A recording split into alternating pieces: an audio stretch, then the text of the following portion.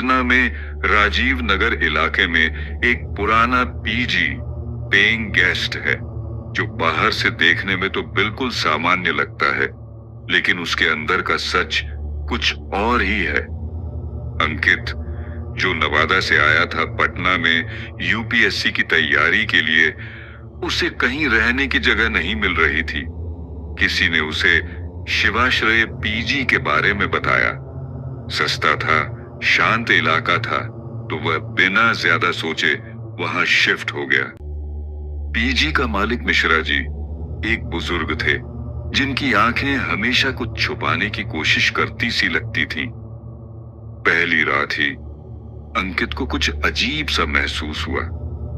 दीवारों पर हल्की खरोंचों के निशान, और रात के 3 बजे अचानक कमरे का बल्ब झपकने लगा।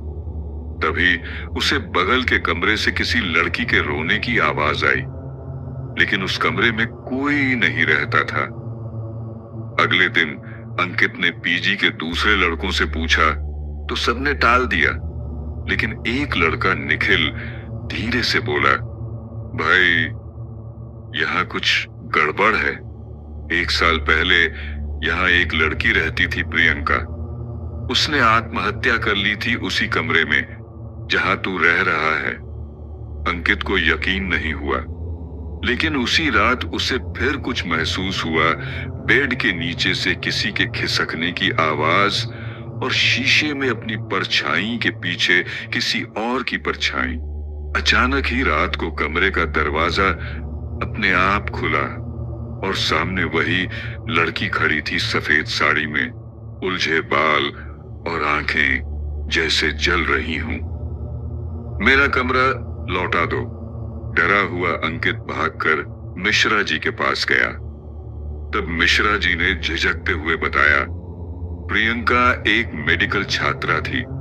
उसने यहां रहकर पढ़ाई की, लेकिन किसी बात को लेकर मानसिक तनाव में थी।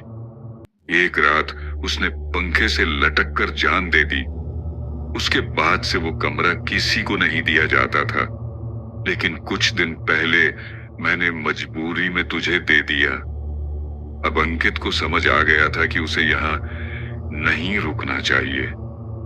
अगले दिन अंकित ने कमरा खाली कर दिया, लेकिन जाते जाते उसने दीवार पर कुछ लिखा देखा, खून से लिखा हुआ, मैं आजाद नहीं हूं, कोई मेरी सच्चाई दुनिया को बताए।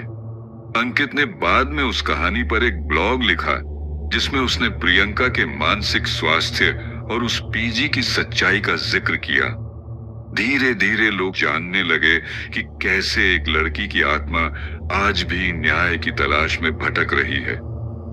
लेकिन उस पीजी में अब भी कोई आता है तो उसे 3 बजे रात वही रोने की आवाज सुनाई देती है। अंकित पीजी तो छोड़ चुका था, लेकिन उसके मन में वो बात अटक गई थी। सच्चाई क्या थी? वो वापस मिश्रा जी से मिलने गया, लेकिन इस बार मिश्रा जी बेहद घबराए हुए थे। बोले, तू वापस क्यों आया? वो तुझे अब भी ढूंढ रही होगी। अंकित ने जिद की, मुझे प्रियंका के बारे में सब कुछ जानना है। मिश्रा जी ने हार मान ली। वो उसे पीजी के स्टोर रूम में ले गए, एक पुराना लकड़ी का संदूक निकाला और उसमें से एक पुरानी डायरी दी, प्रियंका की डायरी। डायरी के पन्नों में प्रियंका की जिंदगी दर्ज थी। एक होनहार लड़की जो डॉक्टर बनना चाहती थी, लेकिन वहां के एक शिक्षक डॉ वर्मा उस पर गलत नजर रखता था। प्रियंका ने उसकी शिकायत की, लेकिन कोई उसकी बात पर भरोसा नहीं करता था। दबाव, मानसिक प्रताड़ना और बदनामी के डर से उसने आत्महत्या कर ली। डायरी का आखिरी पन्ना खून से लथपथ था। मैं मर गई, लेकिन वो आदमी अब भी जिंदा है। जब तक उसे सजा नहीं मिलेगी, मैं चैन से नहीं सो पाऊंगी। अंकित ने सबसे पहले उसी मेडिकल कॉलेज की वेबसाइट चेक की जहां प्रियंका पढ़ती थी। डॉ वर्मा अब भी वही पढ़ा रहा था, जैसे कुछ हुआ ही न हो। अगले दिन अंकित कॉलेज गया और स्टूडेंट से बात करने की कोशिश की, ज्यादातर ने बात करने से मना कर दिया, लेकिन एक लड़की श्रुति धीरे से बोली, हम सब जानते हैं क्या हुआ था, लेकिन कोई कुछ कहता नहीं। जिसने भी मुंह खोला उसके साथ बुरा हुआ। अंकित ने सारी बातें रिकॉर्ड कर ली। उसी रात अंकित के सपने में प्रियंका आई, लेकिन इस बार उसका चेहरा शांत नहीं, गुस्से से भरा था। वो अब भी जिंदा है, उसे सजा दो, अंकित ने डरते हुए कहा। मैं कोशिश कर रहा हूं, लेकिन अकेला हूं, प्रियंका की आत्मा बोली। तू अकेला नहीं है। अगली सुबह अंकित को प्रियंका की एक पुरानी दोस्त आर्या मिली, जो अब सोशल एक्टिविस्ट थी। उसने कहा, मैं जानती हूं प्रियंका के साथ क्या हुआ, लेकिन सबूत नहीं थे। अब तुम्हारे पास डायरी है, हम केस दोबारा खोल सकते हैं। अंकित ने मीडिया से संपर्क किया, सोशल मीडिया पर डायरी के पन्ने पोस्ट किए। धीरे धीरे यह मुद्दा वायरल होने लगा। डॉ वर्मा पर सवाल उठने लगे। और फिर एक रात डॉ वर्मा अपने घर में अकेला था। घड़ी ने 3 बजाए, लाइट बंद हुई और एक आवाज आई, अब मैं आजाद हूं। सुबह उसका शव घर में मिला। चेहरा डर से स्याह, आंखें खुली हुई और दीवार पर खून से लिखा था, न्याय मिला, अब चैन से सो सकती हूं। पीजी अब बंद हो चुका है। लेकिन मिश्रा जी की एक और कहानी सामने आई है। ये पहला केस नहीं था और शायद आखिरी भी नहीं। कुछ हफ्तों बाद अंकित शहर छोड़कर वापस अपने गांव लौट गया।